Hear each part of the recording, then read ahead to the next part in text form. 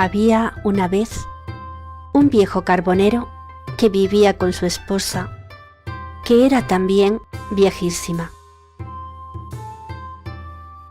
El viejo se llamaba Yoshiba y su esposa se llamaba Fumi.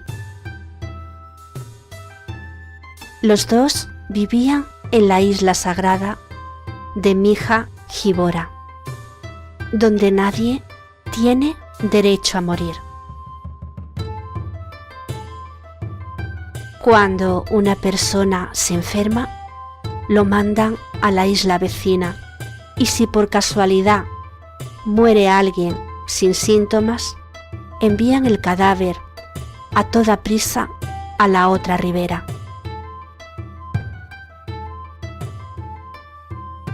La isla, la más pequeña de Japón, es también la más hermosa. Está cubierta de pinos y sauces, y en el centro se alza un hermoso y solemne templo, cuya puerta parece que se adentra en el mar.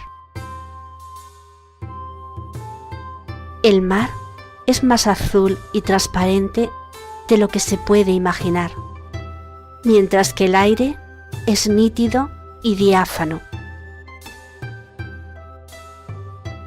Los dos ancianos eran admirados por el resto de la aldea, que los admiraba por dos virtudes: su resignación y persistencia a la hora de aceptar y superar los avatares de la vida, y el amor mutuo que se habían profesado durante más de 50 años.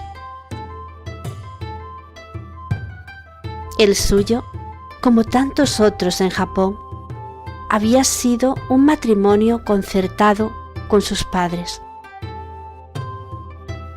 Fumi no había visto nunca a Yoshiba antes de la boda, y éste solo la había entrevistado un par de veces a través de las cortinas, y se había quedado admirado por su rostro ovalado, la gentileza de su figura y la dulzura de su mirada. Desde el día del casamiento, la admiración y adoración fue mutua. Ambos disfrutaron de la alegría de su enlace, que se multiplicó con creces, con 3 hermosos y fuertes hijos. Pero ambos también se vieron sacudidos por la tristeza de perder a sus 3 hijos una noche de tormenta en el mar. Aunque disimulaban ante sus vecinos, cuando estaban solos lloraban abrazados y secaban sus lágrimas en las mangas de sus kimonos. En el lugar central de la casa construyeron un altar en memoria de sus hijos, y cada noche llevaban ofrendas y rezaban ante él. Pero últimamente una nueva preocupación había devuelto la congoja a sus corazones.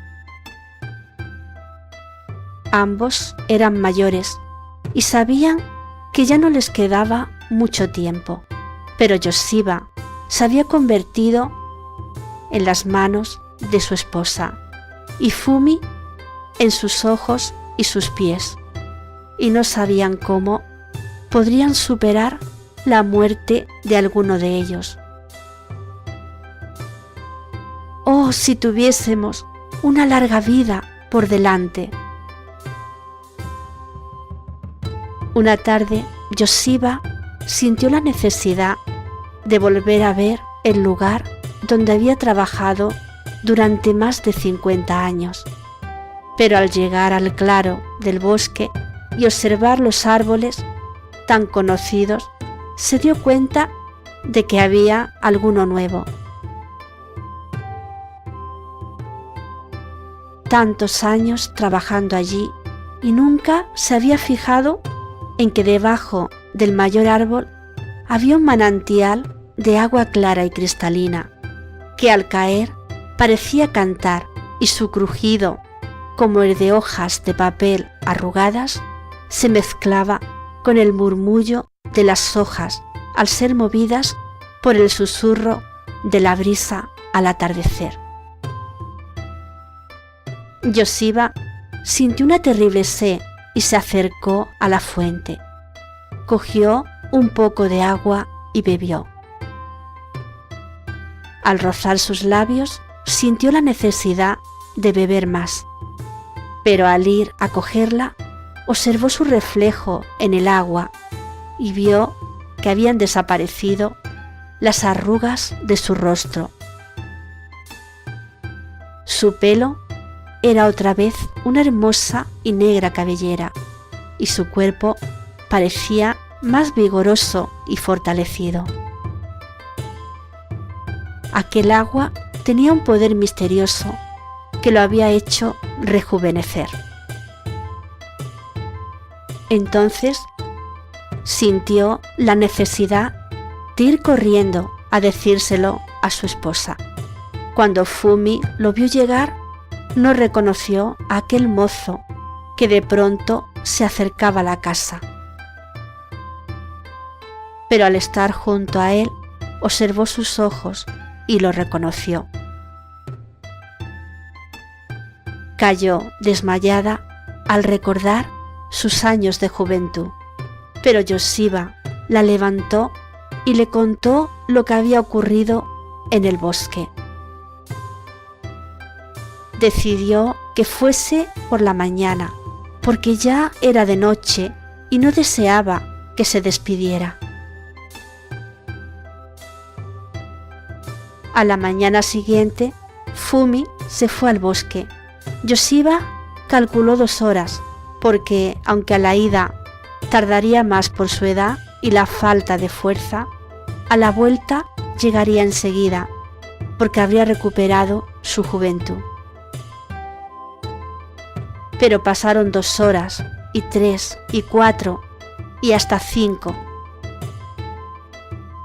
por lo que Yoshiba empezó a preocuparse y decidió ir él mismo al bosque a buscar a su esposa. Cuando llegó al claro, vio la fuente, pero no encontró a nadie. Entre el murmullo de las hojas y el crujido del agua, oyó un leve sonido, como el que hace cualquier cría de animal cuando está solo. Se acercó a unas zarzas, las apartó y encontró una pequeña criatura que le tendía los brazos. Al cogerla, reconoció la mirada. Era Fumi, que en su ansia de juventud había bebido demasiada agua, llegando así hasta su primera infancia. Yoshiba la ató a su espalda y se dirigió hacia casa. A partir de entonces tendría que ser el padre de la que había sido la compañera de su vida.